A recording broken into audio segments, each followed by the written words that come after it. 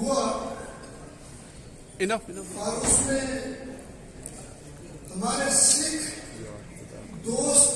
भी तशरीफ लाए।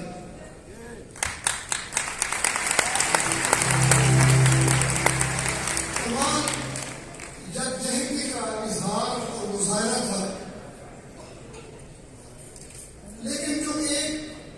मखसूस बात मैंने महसूस की, जिसे मैं अपने अंदाज में बहुत सारे मौकों पे अर्ज कर चुका, वो ये थी कि कल जो सिख नुमाइंदगी फरमा रहे थे, उन्होंने कहा कि जी हम बेवतने हैं, we are stateless people in Canada. उनकी आवाज में जो दर्द,